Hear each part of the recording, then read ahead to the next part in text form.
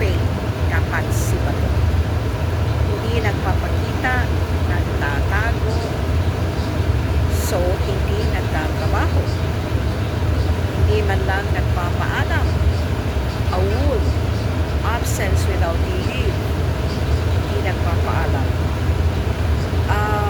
Unfair naman kung siya ay sasahuran na hindi naman nagtatrabaho, hindi sinasabi kung nagkasakit o ano o nasaan siya simula nung nalaman niyan siya ang susunod.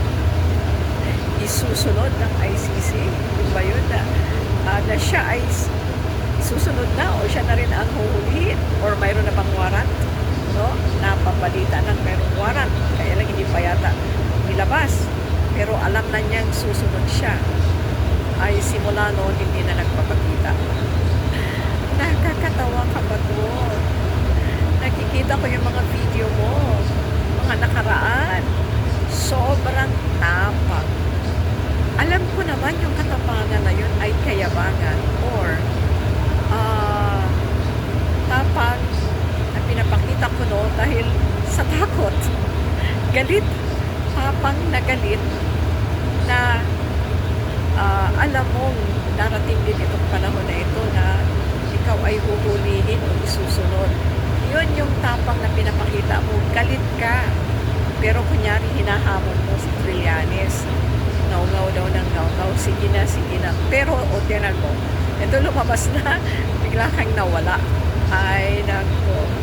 Sabi ko na nga ba itong mga Duterte, mga kaibigan, mga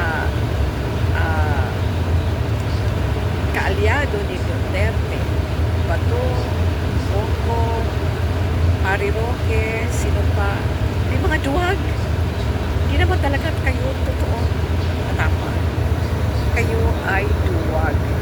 Kunyari lang, nagpapakita ng tapang. Kasi akala nyo hindi totoo. Eto, dumating na, totoo pala. Biglang nagtago. Ay, Diyos ko, nakakahiya ka ba to? Sana kung nagpakita ka ng tapang ay consistent ka. Okay, totoo. Harapin mo. Tapos, si Roque, ganun din. No? Nagdasal, hingi ng dasal. Na, masasabi ko lang, nangyayari ngayon sa inyo ay